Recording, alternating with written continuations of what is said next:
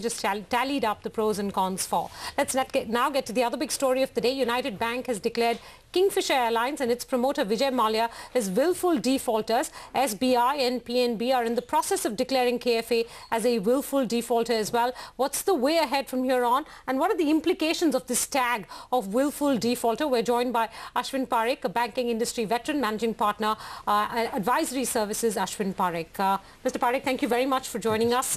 What exactly does this mean in terms of willful defaulter?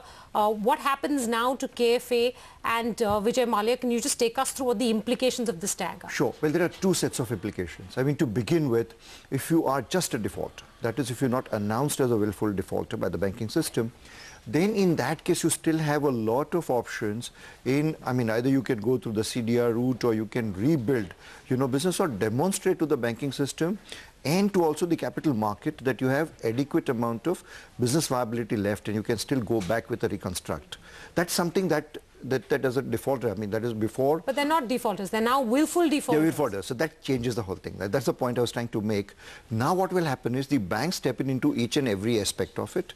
Two things happen. The first and the foremost is, now, I mean, as a willful defaulter, I mean, there will be no, let's say, debt kind of issuance from the banking system any longer. Banks will stop issuing any further loans. Well, one might presume that had already happened with KFA so far. It had, but now the whole issue is that the management and therefore all the assets... Companies? All group companies? Everything. I mean, the minute the person is let's say, announced as a willful defaulter, then there are two sets of provisions which apply. One is there are simple business-related controls or let's say, penalties which are.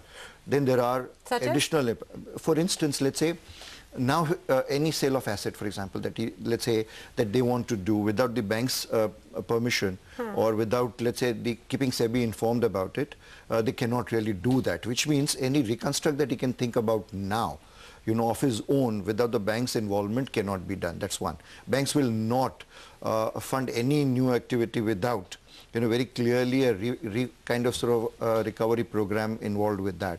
So that all pertains to KFA, right? We're also curious, does this spill over to group companies, as Senthil was asking? Because Dr. Mallya is the chairman on the board of United Spirits, United Breweries, Mangalore Chemicals. So will it mean that these three companies will also be constrained in some fashion from being able to raise funds? There are two ways in which it will. One is, of course, there will be a lot of personal guarantees that he would have issued, for instance.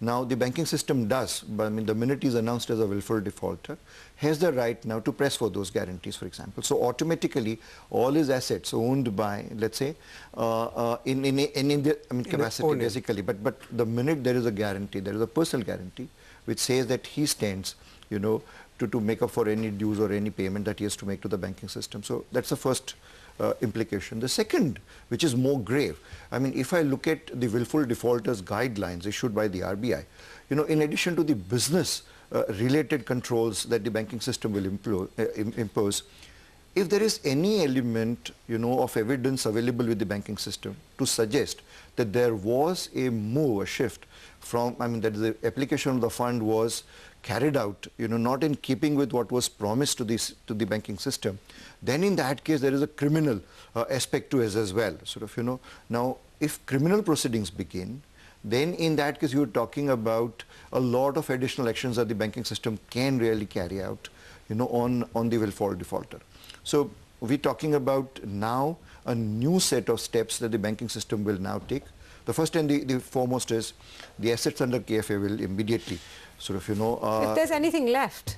There's nothing left. The planes have been taken back. I don't know what the brand is worth, though one bank did have a lien on the brand supposedly. There doesn't seem to be anything left in KFA. I think the interest here more so is at what point do Dr. Mallya's personal assets, now become liable towards the dues that KFA owns, if at all the willful defaulter tag does that? And secondly, does it hurt the rest of the group, sir?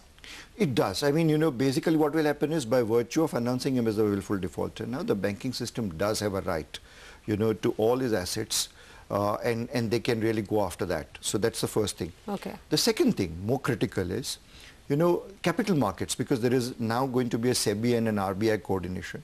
So the capital markets also will be far more careful, in allowing let's say either the group companies or any of the companies connected with the 3 defaulters who have been announced by the United Bank now today, and now soon PNB and SBI may follow the suit, then in that case SEBI will also take necessary action, against allowing any one of those companies to raise any further capital from the markets. So unless they ask, Mr. Mallya to step down from their boards, because if they do succeed in doing that, then at least they can ring fence themselves from the ill effects of this tag. In the past, something like this has happened. In fact, so I mean, there are 2 issues. There is business, and then there are individuals, basically. So I mean, in order to ring fence the asset of the company, you got to dissociate from the you disassociate from the company. But that's only one step.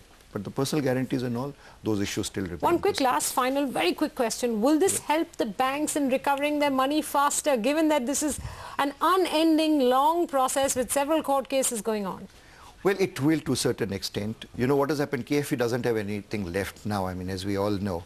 So therefore, by virtue of announcing him as the willful defaulter, I suppose there will be at least some recovery from out of the personal assets that he owns, and also from out of, stopping him from raising any further sort of either equity or debt, by virtue of that. All right, Mr. Parekh, thank you very much for that quick glimpse into what the implications of a willful defaulter tag are. Meanwhile, we want to get back to the markets. Senthil, we're at now a new high of the day, 8,028. So any fears that we might close below that level have been dispensed with, at least at this point in time, right? We're 3-4 minutes away from closing, and it looks like we'll end.